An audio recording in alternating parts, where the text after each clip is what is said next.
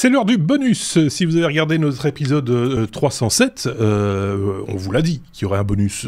Et il y a d'ailleurs des bonus depuis l'épisode 300. Donc voilà, vous le savez maintenant. 15 petites minutes supplémentaires pour vous parler de tout et de rien, des choses dont on n'a pas parlé dans notre épisode complet, on va dire, de notre revue de presse traditionnelle. Et pour ce faire, on retrouve la même équipe, évidemment. Hein, d'un côté Picaboo, en direct de France, et de l'autre en direct de Suisse, notre ami Thierry, pour aborder différents sujets. Dès lors, dès maintenant, mettez un pouce, parce que ça va être super, et après vous allez oublier de mettre le pouce, ça va être bête, mais mettez-le maintenant, hein, et si vous n'êtes pas encore abonné, on peut en mettre qu'un, donc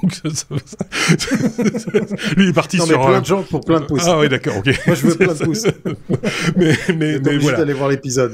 On va pas traîner, parce que là je prends du temps sur votre temps de parole, mes petits gars. On va commencer par la fibre, comme s'il en pleuvait. Qui nous parle de fibre ?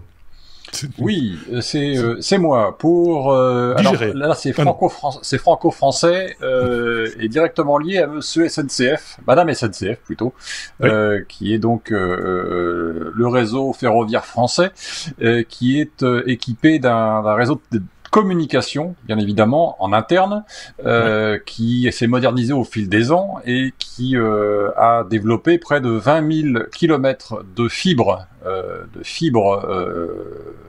optiques, évidemment, qui peuvent permettre de communiquer de façon très rapide et efficace en interne de la SNCF.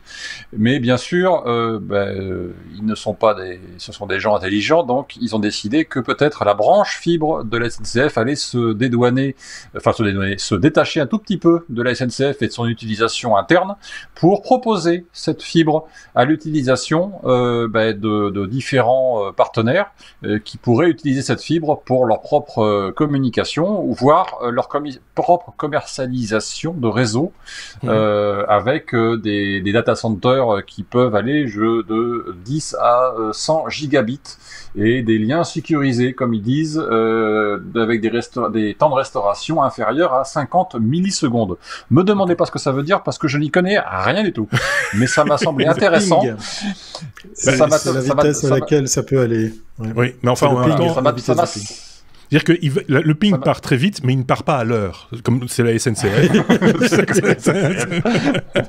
C'est-à-dire, tu vois, le ping, et puis il est parti, là ? Non, pas encore. Ah, c'est pour ça que je l'ai pas reçu. Alors, tu n'as pas vu partir ? Alors, je pense que cette histoire de fibre et de connexion de data, c'est le propre des opérateurs de chemin de fer. Bon, j'ai l'impression, parce qu'en Belgique, c'est le cas aussi. La SNCB fait la même chose depuis pas mal de temps maintenant, le long des lignes de chemin de fer, en fait. Hein, ils ont du matériel qui circule et de la fibre optique aussi, de la fibre cuivre, du cuivre et de la fibre optique, et vendent cette bande passante. Alors ça va peut-être pas aussi loin que la SNCF pour le coup, mais ils vendent de la bande passante à d'autres opérateurs pour privés. Comme les fournisseurs en électricité, et ça me permet de faire mon intéressant pour dire, moi je m'y connais en fibre, non je déconne, ça s'appelle la fibre noire, dans le terme technique utilisé chez les érudits. La fibre noire, c'est cette fibre qu'on avait utilisée pour... Oui, non, excusez-moi. Bande de néophytes, béotiens. Je vous parle, il suffit. Donc c'est une fibre qui était dédiée à autre chose et qu'on se résout ou bien qu'on se décide à aussi en faire participer d'autres types de clients. Voilà. Et là, la petite cerise sur le gâteau, c'est que le maillage aidant de la SNCF fait qu'ils ont je crois comprendre, ça leur permettra d'avoir une certaine sécurité en termes de communication et de en cas de panne sur une partie du réseau, de redondance qui permet de... Voilà. C'est un peu comme le réseau électrique, c'est une grille, quoi. Hein. C'est un peu le même principe. Tiens, Thierry, t'avais pris la parole, je vais te la rendre pour parler encore un peu de... c'est tout. Ah oui, d'accord. Pour passer d'un autre sujet. Moi, je suis stress là. Tu sais, je suis sur la montre. C'est ça. Vas-y. On en a un peu parlé la semaine dernière de cette histoire de Bitcoin, de crash du Bitcoin. Oui. Enfin, crash, c'est un bien grand mot. Oui. Mais en tout cas, de chute du prix du Bitcoin, d'Elon Musk, etc. Il y a un second effet qui se coule, comme on dit. Il y a notre ami, bien effectivement, patron de Tesla, bientôt ex-patron de Tesla, je crois qu'il est déjà sorti du conseil d'administration, et qui a donné un coup de pouce Voilà. Ça fait référence à l'épisode qui va avec ce bonus. Voilà. Vous serez obligé de l'écouter. Mais c'est un vrai coup de pouce qu'il a donné au travers d'autres tweets. Parce qu'effectivement, autant il a un petit peu fichu la M avec son tweet pour dire oui, mais non, on va pas vous permettre d'acheter nos bagnoles avec du Bitcoin parce que ça consomme trop d'énergie, parce que c'est pas bien par ci, par ça. Et tout d'un coup, c'est pas un tweet, mais plusieurs tweets dans lesquels il annonce bon, écoutez les gars, moi j'ai une solution. On va monter la Bitcoin Miner Council ou le conseil des mineurs de Bitcoin qu'il a allé voir à gauche à droite pour dire ça serait pas mal qu'on bosse sur un espèce de label de qualité, de responsabilité pour que vous continuez à miner des Bitcoins, certes, mais qu'on puisse le faire dans des bonnes conditions pour ce qui est de dépenser de l'énergie. Ça me fait un peu sourire. Il s'achète une espèce de bonne conscience après avoir il a bien foutu il maîtrise très bien l'ascenseur émotionnel. Oui, exactement. Ce côté et ça marche.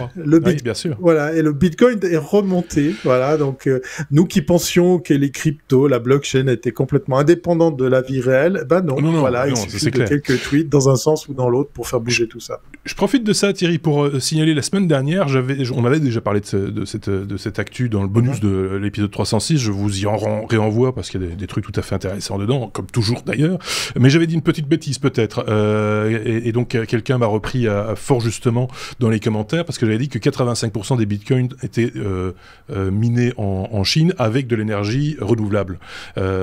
J'ai un peu exagéré le chiffre. Dans ma tête, c'était 85%. C'est pas autant. C'est moins que ça. Allez regarder dans les commentaires, parce que je laisse la paternité au commentateur, qui lui-même a mis un lien vers un autre podcast. Il n'y a pas de souci avec ça, parce qu'ils étaient beaucoup mieux documentés que nous. Ils ont du temps. C'est manifestement eux ont du temps pour se documenter, et donc il faut quand c'est bien il faut le dire, et aller chez ceux qui sont vraiment beaucoup plus précis et qui ont des rapports, parce qu'il y a des rapports qui ont été écrits autour de ça, justement parce que ça fait partie des choses qui se disent de la part des détracteurs, mais aussi de ceux qui défendent le Bitcoin. Donc voilà, il faut être un peu précis aussi à ce niveau-là, parce que par ailleurs le système monétaire habituel, etc., consomme aussi beaucoup d'énergie. Oui, c'est vrai, les banques et pas nécessairement d'énergie verte. Donc faut être très clair là-dessus aussi. Mais voilà qui est dit. On peut passer à la suite. De la pub dans votre voiture. De quoi s'agit-il C'est qui cause C'est Moitesque. C'est Moitesque qui va causer. C'est Ford, un petit constructeur automobile pas trop connu, qui a décidé que il y avait une idée qu'il fallait breveter, et qui était pas l'idée du siècle à mon avis, mais chacun en jugera. Les voitures étant maintenant équipées, pour beaucoup d'entre elles, avec des caméras de contrôle, de recul, etc., mais particulièrement pour la conduite, et en certaines d'entre elles, de plus en plus d'entre elles avec des écrans à l'intérieur, ils se sont dit que ce serait peut-être pas une mauvaise idée d'inventer un petit système qui permettrait aux caméras de scanner et de repérer les panneaux publicitaires qui sont sur le bord de la route, et que comme vous roulez trop vite, parce qu'il faut trouver une excuse, vous n'aviez pas le temps de lire ces panneaux publicitaires, d'éventuellement noter le numéro qui vous vend de l'entreprise qui vous vend de la véranda ou je ne sais quel sandwich pour vous faire grossir, et que donc il fallait que votre voiture repère ce numéro, l'affiche sur votre écran, vous laissant ainsi le temps absolument nécessaire de le noter pendant que vous conduisez. On est d'accord. Bien sûr. Voilà, c'est Monsieur Ford qui a eu cette idée de génie, on peut dire ça. Vous aurez compris que ça m'a légèrement défrisé. Vous voyez à quel point j'en ai... Alors, petit commentaire personnel pour deux raisons. Parce que déjà, Ford manifestement met des écrans de 17 pouces dans les voitures. Je pensais qu'il y avait que Tesla qui le faisait. Parce que d'habitude, dans les voitures, on nous fout des écrans de 5 pouces. Ce qui est un vol manifeste. Ce qu'on en couillon, mais bon. Voilà, donc vous avez déjà une page A4 ou une page A3 plutôt sur le tableau de bord.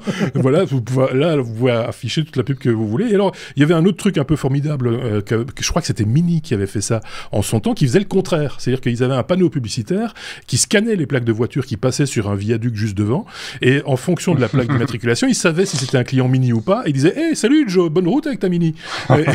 C'était il y a quelques années maintenant, et je trouvais ça assez original comme mise en situation. C'est pas formidable, tout ça.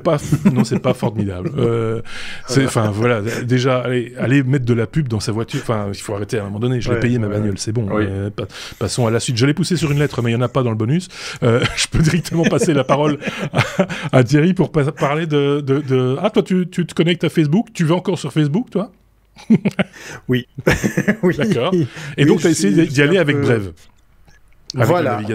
Okay. Alors, moi, j'écoute mes collègues, en l'occurrence, très souvent, les paroles de notre ami Marc, qui vous incite, vous aussi, chers internautes, qui nous invitez dans vos deux oreilles, à utiliser Brave, ce navigateur, qui, tout compte fait, me plaît de plus en plus, parce que moi, ce que j'aimais bien sur Chrome, c'est la gestion des...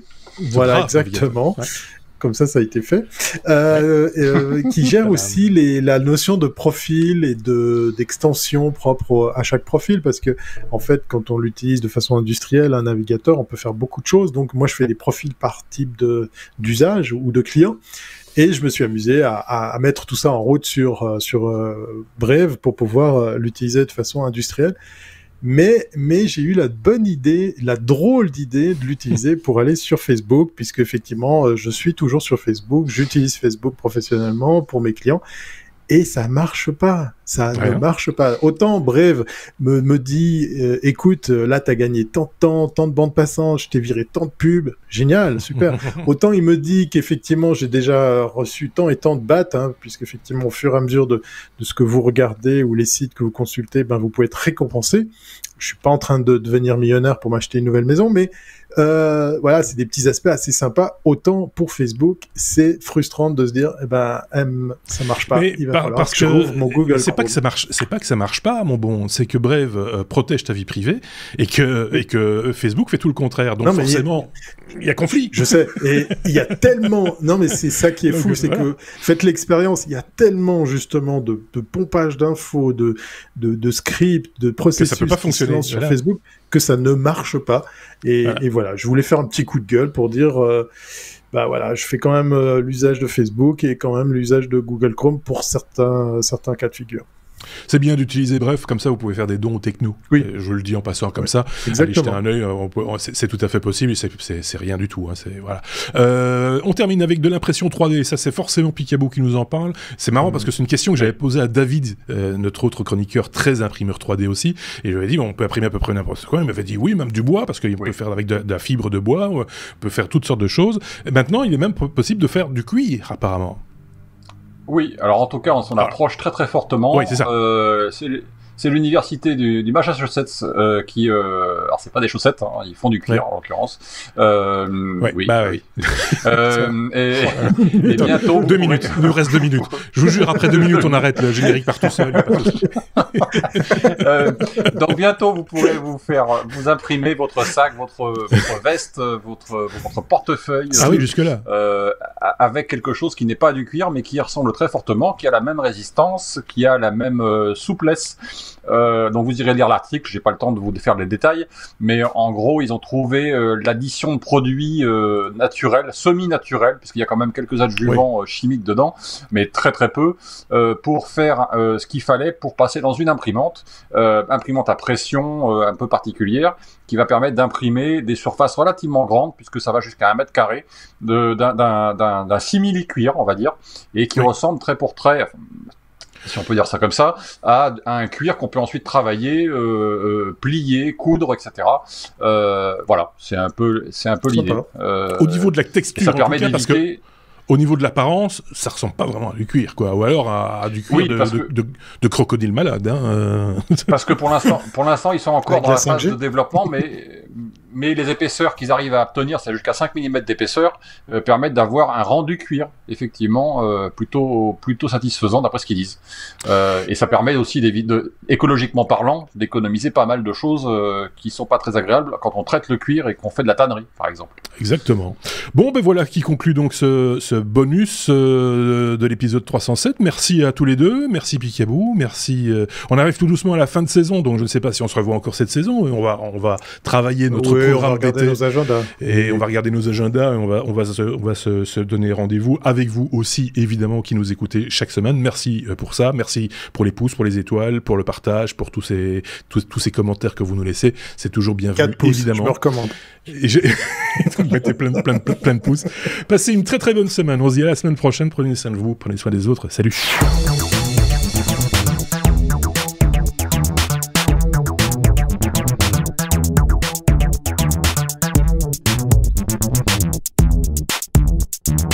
Thank you.